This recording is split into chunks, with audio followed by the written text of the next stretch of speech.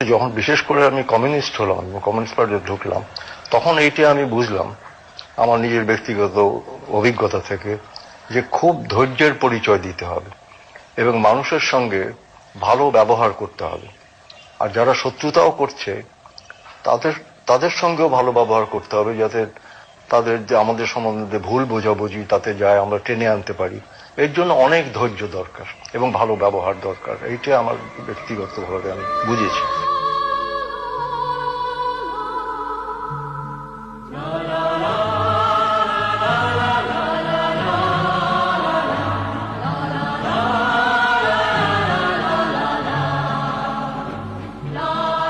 আজ 10 বছর হয়ে গেল তুমি আমাদের মধ্যে নেই। জনসমুদ্রে আর গান স্যালুটে বিদায় নিয়েছো তুমি 1 দশক আগে।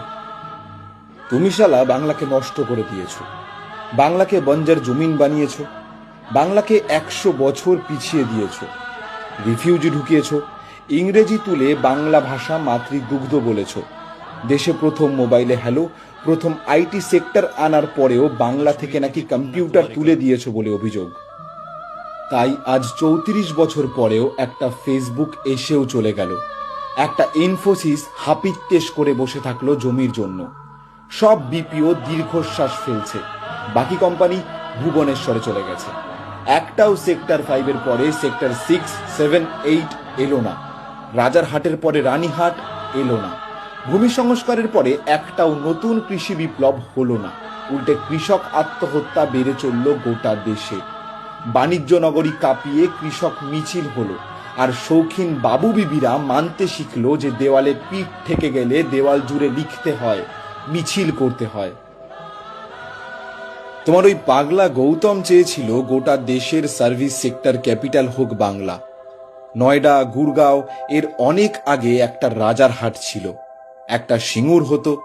ঘরের ছেলেমেয়েরা ঘরেই থাকতো, পাড়াগুলো গমগম করতো। কিন্তু ছেলেমেয়েরা দিল্লি, মুম্বাই, পুনে, চেন্নাই পাড়ি দিল বাংলাকে বৃদ্ধাশ্রম বানিয়ে। ছেলেমেয়েরা দিল্লি, মুম্বাই, পুনে, চেন্নাই পাড়ি দিচ্ছেই, আর মাঝে মধ্যে ফিরে আসছে অমুক উৎসব তমুক মেলাতে চপ আর চা খেতে। আবার বাংলা ভাষার পক্ষ নিতে হচ্ছে, আবার বাঙালি জাতীয়তাবাদ আনতে হচ্ছে, আবার হিন্দি আগ্রাসন আটকাতে হচ্ছে, আবার মাতৃভাষা মাতৃদুগ্ধ বলতে হচ্ছে। কিছু মনে পড়ছে? আর কেউ বলবার নেই যে দাঙ্গা করতে আসবে তার মাথা ভেঙে দেব। আর কেউ বলবার নেই ওরা একটা অসভ্য বর্বরদের দল। আর কেউ রুখে দাঁড়াবার নেই। কেউ চোখে চোখ রেখে উৎসবকে উৎসব আর পুজোকে পুজো করবার নেই। না, কোনো দিন তোমাকে সরকার চালাতে ফেজ টুপি বা নামাবলী পড়তে হয়নি। কোনো দিন ভোট পেতে জয় শ্রীরাম বা ইনশাআল্লাহ বলতে হয়নি। না, আর কেউ দেশের রাজনীতিতে যুক্ত ফ্রন্ট, ফেডারাল ফ্রন্ট বা তৃতীয় ফ্রন্টের প্রধানমন্ত্রী পদপ্রার্থী নেই, সব ফাউ। বাংলার মুখ্যমন্ত্রীকে আর কেউ সমীহ করে প্রধানমন্ত্রী হতে বলে না। গান্ধী পরিবার আর কারোর অনুযোগ শুনে চুপ করে যায় না। পলিট ব্যুরো আর কোনো বাস্তববাদী সিদ্ধান্ত নিতে কলকাতা মুখ হয় না।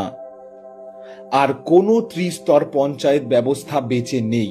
এখন পঞ্চায়েত ভোটে ঘর থেকে বেরোলে বোমা মেরে দেওয়া হয় দালানে।